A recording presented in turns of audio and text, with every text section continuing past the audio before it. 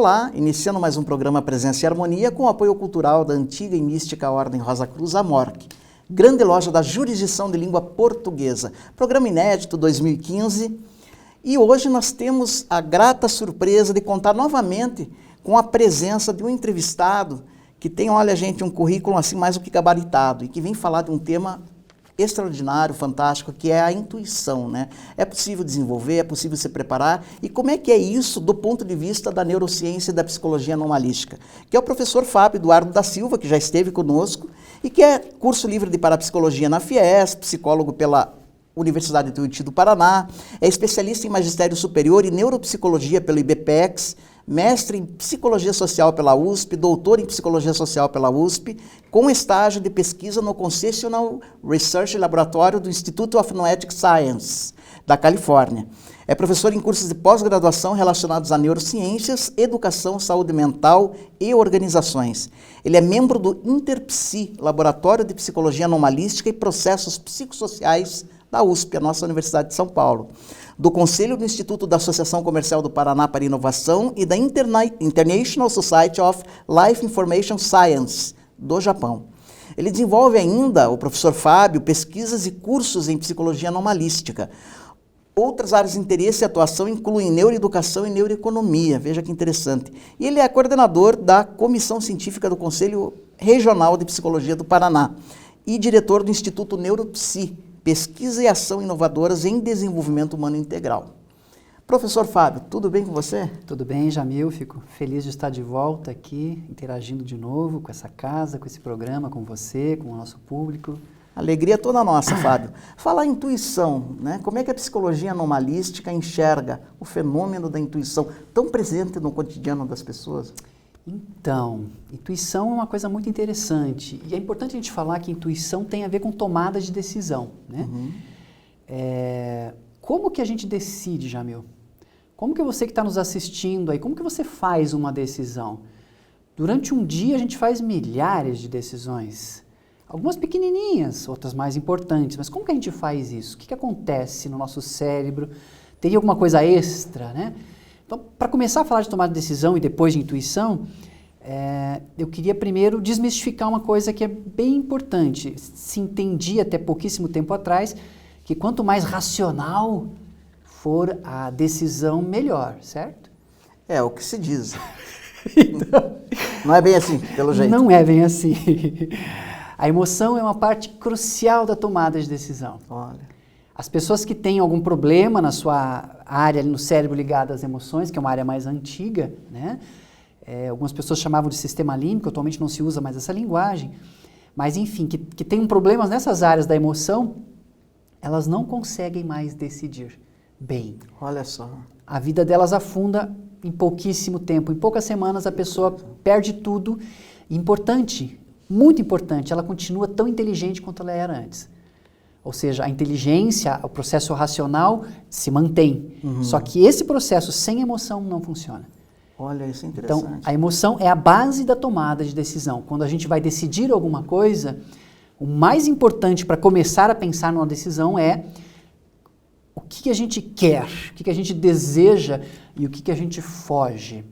Estou falando de emoção, né? Não estou falando de outra coisa. Sem dúvida. Eu gostaria que fosse isso, mas aquilo, né?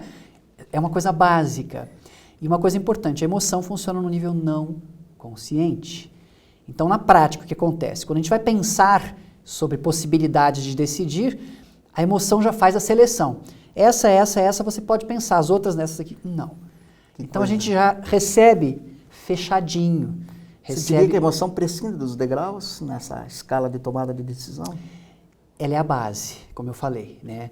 Por que a emoção é a base? Porque é da emoção que a gente julga.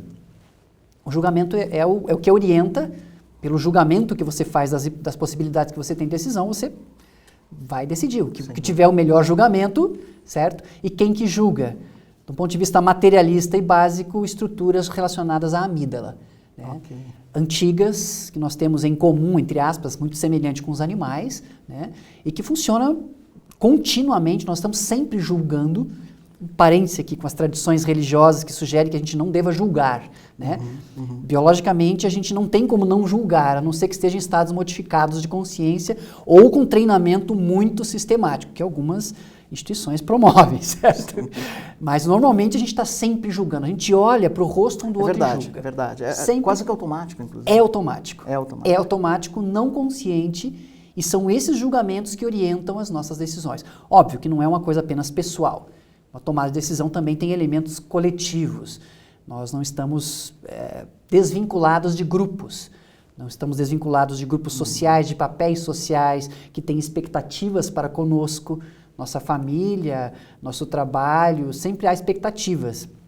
Não estamos desvinculados da nossa cultura, incluindo na cultura a religião, sem dúvida, né, que também já dá várias diretrizes, e em particular, o mais forte elemento coletivo, ninguém consegue estar desvinculado da economia. Né? Claro. Nós sempre somos afetados, qualquer decisão nossa tem influência da economia. Da economia, vigente. Faz parte do processo. E o tipo de economia, o tipo de relação que se estabelece. Né?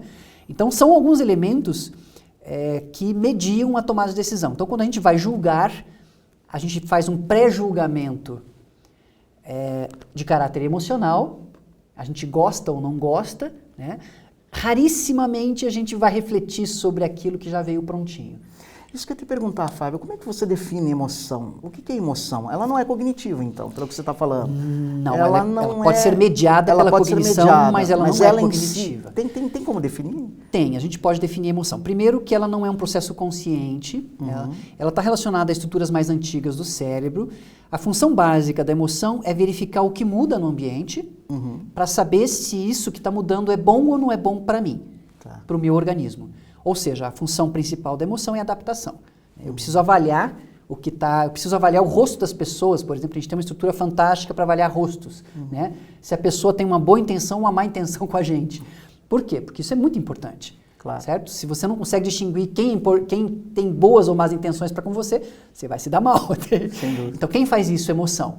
Então, a emoção tem a função de julgar, de avaliar e, naturalmente, se adaptar. Você vai, a partir disso, ver que estratégia que você usa. Né? A comunicação, por exemplo, é muito mais emocional do que cognitiva e muito mais não consciente e não verbal do que verbal e consciente. É verdade. Então, e é aí que a coisa acontece. Então, a emoção tem essa função, ela é a base e a partir dela a maior parte das decisões nós fazemos.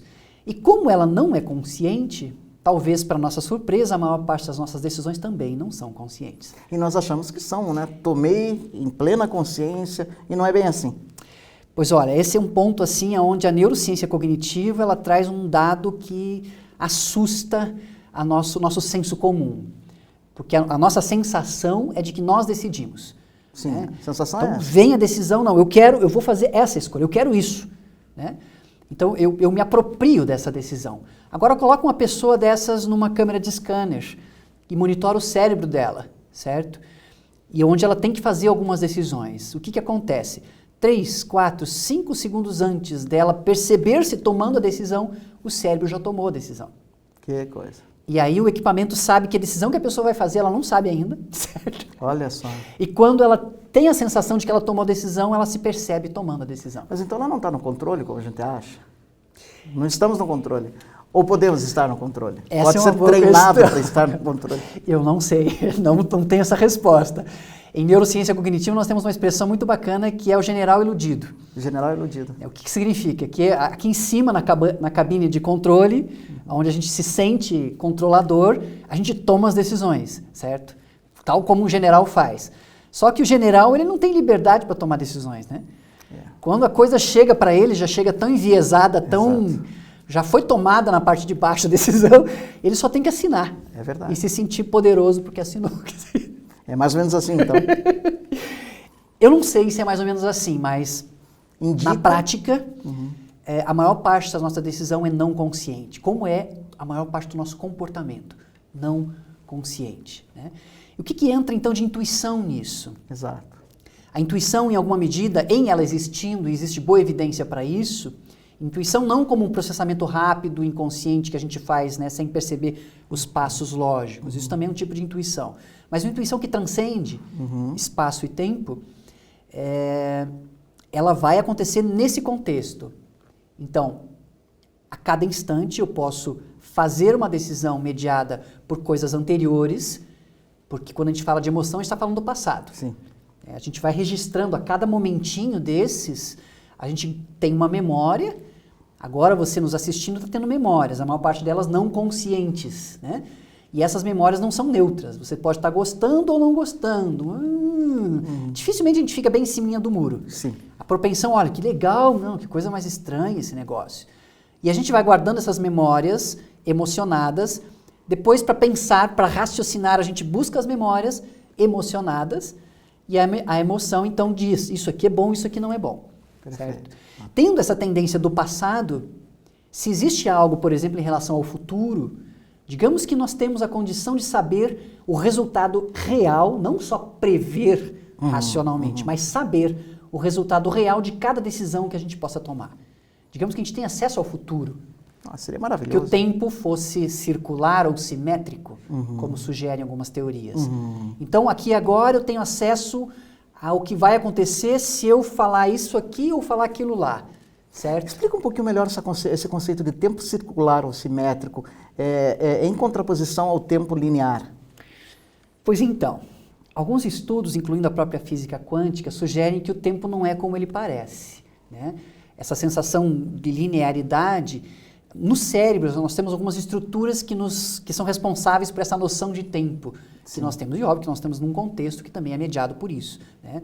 Mas na prática, sim, é possível que, do ponto de vista da física, algo do presente afete o passado. É possível que algo do futuro afete o presente e afete o passado. Olha só. E é possível que haja um intercâmbio entre essas experiências, ou seja, uma circularidade. Eu posso afetar o passado, então, Fábio? Existem experimentos que sugerem que sim, inclusive na própria psicologia anomalística. Né? Isso é fantástico, eu acho isso fantástico. É fantástico e porque geralmente terrível. Geralmente a gente sabe, não, afetar o futuro, né? Afetar o futuro, eu fico bem mais confortável com essa agora, afetar o passado, uma coisa que, entre aspas, já ocorreu, está estabelecida, sacramentada, concretizada. Imagina que você já exista no futuro e de lá você esteja tentando afetar o seu comportamento aqui agora. Realmente... Porque o que acontece quando a gente começa a falar de tempo? A gente quebra a forma mais lógica de pensar. Exato. Né? A gente está muito associado à coisa de causa e efeito. Né? Então eu estou aqui, daqui a pouco eu estou lá, mas se eu estou aqui, daqui a pouco eu volto. Né? A própria linearidade é uma ilusão construída pelo cérebro. Não quer dizer que as coisas sejam assim. Exato. E experimentos sugerem que não é assim. Você veja, né? Porque aparentemente, assim, eu estou conversando agora com o Fábio, daqui a pouco a gente vai sair, vamos almoçar, depois você vai para as suas atividades, eu vou para as minhas, depois vamos dormir e talvez... A gente tem fracionado isso, né? E pelo que você está falando, é um condicionamento. Condicionamento biológico, cultural, existem culturas que são diferentes, mas a nossa é assim, né? Bom, na prática, então, parece que o tempo não é do jeito que é. E se dessa forma for, ou seja, se houver essa influência do futuro no presente, que foi exatamente meu trabalho de doutorado, né? No trabalho de doutorado eu mostrei imagens para as pessoas e simplesmente medi a condutância da pele delas, que é uma medida do sistema nervoso, né? As pessoas, então... não faziam nada, ficam só olhando aquelas imagens e metade das imagens eram emocionais, a outra metade eram calmas. O que aconteceu é que as pessoas reagiram às imagens emocionais, que eram eróticas e violentas, o que não aconteceu para as imagens calmas. E reagiram antes, né? Reagiram 6 segundos antes. Delas o corpo delas reagiu, depois a imagem foi mostrada. E elas não tinham como deduzir qual eram as imagens, porque elas eram aleatórias, absurdamente aleatórias. Né? Na prática, o que eu estava buscando? Verificar se o futuro afetava a tomar decisão no presente. Se o futuro afeta a tomar decisão no presente, ele vai competir com o passado. Então, uma tomada de decisão é algo fantástico, né? Daqui um pouquinho, acho que vocês vão assistir um vídeo que mostra o desenho básico dessa pesquisa, né? Aliás, muito interessante. A hora que você quiser, você pode chamar o vídeo que a gente roda. E, na prática, assim, quando a gente tem a decisão, a gente tem futuro e passado competindo. Sim. Só que num nível não consciente. Ou seja, se eu não percebo o que me atrai para uma melhor decisão em termos de futuro, se eu não percebo o que me atrai na experiência passada, porque nem tudo que é passado te dá uma dica boa para o presente. Às vezes, uma experiência anterior traumática, vou dar um exemplo negativo, né, faz com que você veja aquilo que você experienciou em muitos lugares que não tem nada a ver. Sem dúvida, sem dúvida. Uma pessoa que, por exemplo, teve uma dificuldade com um carro, que bateu um carro, ela vai ficar muito mais medrosa em qualquer circunstância. Sem dúvida. de uma forma disfuncional, ela não vai conseguir dirigir, por exemplo. Né? Então, nem sempre o que é passado é bom que esteja mediando o meu presente, mas eu não tenho como sair disso, a princípio. Né? Ou teria como treinar a intuição? Essa é a pergunta, né? Aqui na Ordem a gente treina a intuição. Vocês treinam a intuição? Treinamos, né? Nós temos um método. Agora, na psicologia anomalística, na neurociência, é possível treinar? Como é que vocês veem isso? Olha, do conhecimento científico atual, a resposta é não. Né? Nós não temos informação científica suficiente para dizer, olha, faça isso, isso e isso, que você vai treinar a sua intuição. Não existe isso. Isso está sendo construído. O que nós temos são experiências com grupos exploratórios de vivência para autoconsciência. O que são eles? São grupos, são pessoas que se reúnem uma vez por semana e que fazem uma série de práticas. Né? Essas práticas estão divididas em várias áreas. Uma delas é você perceber que você não é consciente. Porque a primeira coisa que você tem que fazer para se tornar mais consciente é perceber que você não é consciente. Inclusive, não sei se foi no programa passado que você falou, aqui eu já saí da esfera temporal, aqui que eu já não lembro se foi no programa passado nesse, que você falou que nós só estamos 0,5% conscientes. Como é que é? Você tem o dado, né? Então... Que é chocante isso. Chocante. Nós temos a sensação de estarmos conscientes, né? Sim. Porque nós percebemos um pouco de visão, né? Na verdade, nós temos 1 centímetro quadrado de coisa precisa na frente do nosso olho, o resto tudo é difuso. Sim. Mas a gente vai focando, vai levando esse meio centímetro e tem a sensação de que tudo está muito preciso. Está nítido. Né? Mas nós temos horríveis enganos, muitos enganos cognitivos, perceptuais, uma série de enganos, né? E o que nós, de fato, estamos consciente, o que nós processamos conscientemente, não é mais do que 0,0005002%. Que coisa. Ou seja, é uma fraçãozinha mínima, um zero mesmo, em relação a tudo que acontece. Isso falando só de percepção sensorial, não falando de outras coisas que tem que funcionar inconsciente mesmo. Claro. Né? Mas não é essa a sensação que a gente tem. A gente acha que está no controle. A gente acha que está controlando, acha que está muito consciente, acha que controla a voz, a fala. A gente fala inconscientemente. Você pensa para falar? Olha... De vez em quando a gente pensa para falar, certo? Sim. De vez em quando. Sim. Isso aqui eu não posso falar, então não falo. Na maioria das vezes a coisa...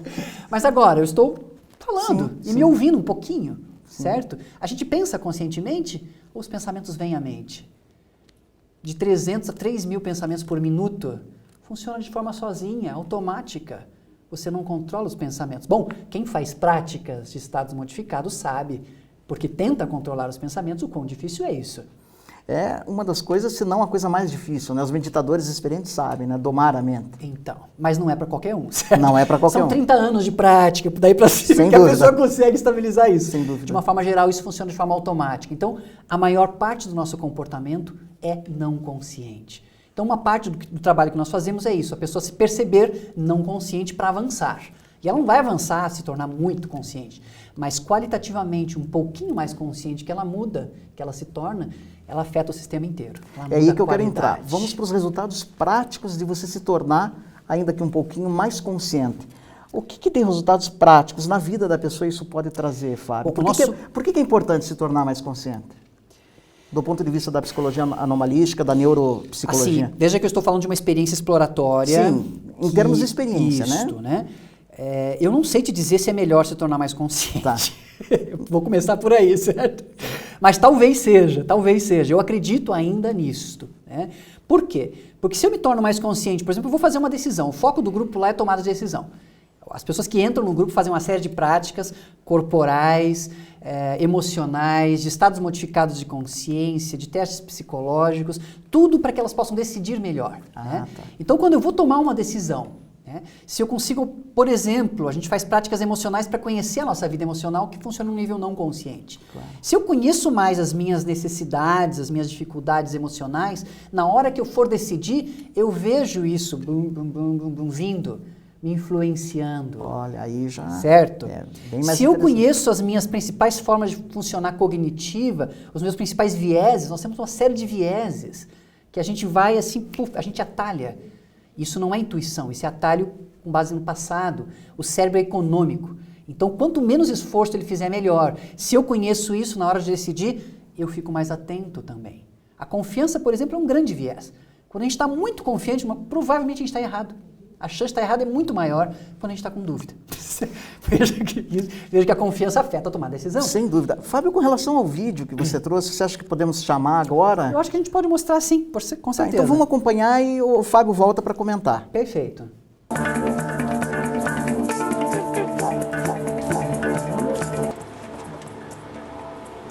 Is it comfortable? Yes, it's good. Okay.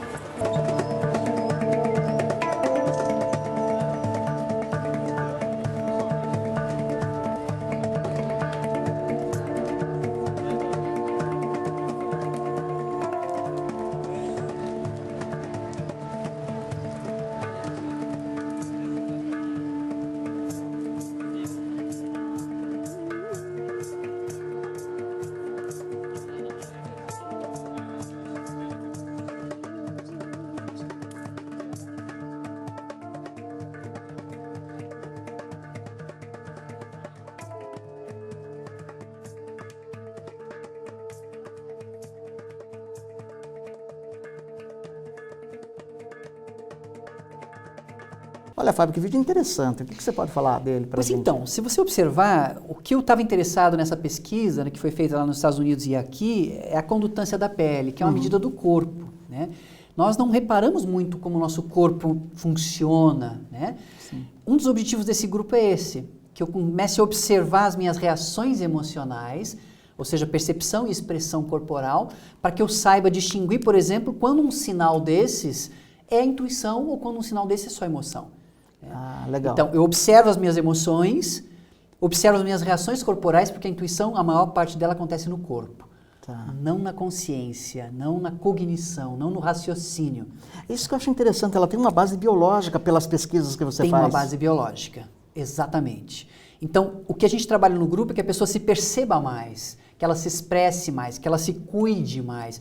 Inclusive, quando a gente fala de autoconsciência, a gente trabalha no grupo também, a gente tem que falar de alimentação. Porque, de alimentação. Por certo, porque o nosso cérebro é econômico e consciência despende. Por que a gente é tão inconsciente? Para gastar menos energia? Se eu quero me tornar mais consciente, eu tenho que me alimentar melhor. Então, nutrição cerebral é um dos trabalhos que a gente tem. Nutrição cerebral, nutrição olha cerebral. Que coisa fantástica. Se eu quero mais consciência, eu preciso me alimentar melhor, né? Aliás, a gente faz uma série de jogos, nós temos um jogo no grupo que motiva as pessoas, porque cada tarefa que elas vão fazendo, elas vão colando um adesivozinho numa mandala e vão avançando nas suas fases. Então, na prática, assim, a gente trabalha a emoção, trabalha a cognição, trabalha corpo, e aí tem práticas específicas para a intuição, né, que são testes intuitivos. Diferentes tipos de coisa, por exemplo, envelopes com fotografias, envelopes lacrados com fotografias dentro. E eu tenho que desenhar o que está ali dentro sem ver. Né? Tá. Então eu faço um desenhozinho, depois eu abro o envelope e vejo quanto que eu acertei. Uhum. Eu tenho feedback na hora. Né? Ao fazer dezenas e dezenas disso, eu começo a perceber como que eu funciono quando eu acerto e quando eu erro. Tá. E começo a ter o que a gente chama de uma percepção da minha assinatura psi. Assinatura psi. Assinatura psi que significa é assinatura intuitiva. Ah, legal. Ela é cognitiva, ela é emocional e ela é somática. Então, tem Perfeito. características da minha cognição, características da minha emoção e características do meu corpo quando eu funciono de forma intuitiva. No grupo, a gente treina a autoobservação através de um diário, por exemplo, onde eu registro as experiências que eu tenho quando eu tenho as intuições reais. Perfeito. E a partir disso eu começo a me conhecer. E agora, respondendo a tua pergunta, por que é bom estar mais consciente? Sim. Se eu estiver mais consciente, eu posso colaborar com a minha intuição.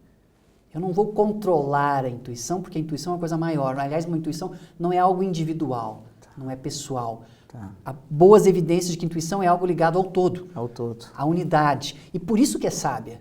Porque nós estamos separados, divididos, iludidos. Olha, vocês sentiram aí vários links com o nosso próprio conhecimento Rosa Cruz, né? Quer dizer, é realmente sensacional essa pesquisa do Fábio. Fábio, você tem, eu queria que, não posso deixar de falar, você tem um curso também, você deu o curso aqui na MORC, mas você tem um curso que permite trabalhar alguma coisinha? Pois então, esses, que eu estava mencionando desses grupos de vivência para autoconsciência, né? São grupos que se encontram, pessoas que se encontram semanalmente. Nós abrimos esses grupos regularmente a cada semestre. Né? No teu instituto lá? No Instituto Neuropsi, Pesquisa e Ação Inovadoras em Desenvolvimento Humano Integral. dentro da área de psicologia anomalística. Qualquer pessoa pode participar. Qualquer pessoa pode participar, exatamente, né? Tendo disposição para estar interagindo com as pessoas, com os grupos, né? Inclusive os dados já entraram aí para quem quiser participar. Isso. São grupos bem interessantes, onde a gente faz uma série de práticas, e essas práticas, por elas serem difíceis, porque elas implicam em consciência, mais consciência, né?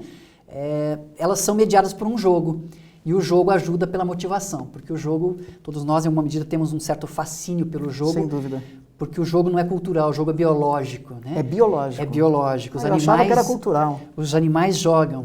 Os animais jogam. Jogam, brincam, né? Quando um filhotinho morde o outro e controla para não machucar, ele está treinando, né? O jogo é uma simulação da realidade. É por isso que o jogo faz tanto sucesso com os jovens, né? É por isso que o jogo precisa entrar e vai entrar na educação, né? Que é a gamificação da educação, uma área muito importante. Outra hora a gente vem falar sobre neurociência da educação. Nós falamos no primeiro programa que você voltaria e vai voltar para falar desse tema. Neuroeducação é uma coisa bastante importante, né? Inclusive nós temos um grupo de estudo em neuroeducação também no Instituto, para professores de diferentes instituições, né? Onde as pessoas estudam o conhecimento do cérebro aplicado à sala de aula e fazem práticas, criam práticas no grupo, né? Enfim, uma série de coisas muito interessantes. Olha, Fábio, você é um repositório aí de conhecimentos e de boas novas, né? O arauto da boa nova aqui, se a gente pode falar assim, porque você vem dando essa base, vamos chamar, porque você trabalha com ciência, você é um cientista, né?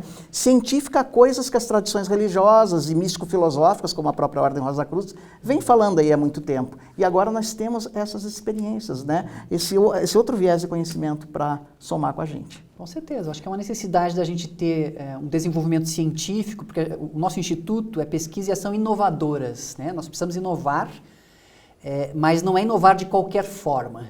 Não é só criar uma novidade para vender, né? Nós precisamos inovar com ética, e a nossa ética vem da ciência, no sentido de você pesquisar as coisas. Sem dúvida. E avaliando os resultados e, a partir disso, avançar.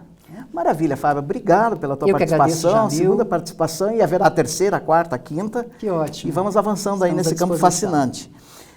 Lembre-se do nosso e-mail, presençaeharmonia@morc.org.br. Mande sua pergunta e sugestões de programas que você gostaria de ver. Nós recebemos muito bem todas as sugestões, todas as comunicações conosco. E agora se fica com a dica cultural com a Vivian Tedart. Até o nosso próximo encontro.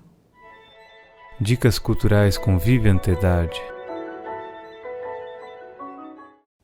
Olá! Nossa dica cultural de hoje é o livro O Homem Alfa e Ômega da Criação, volume 1.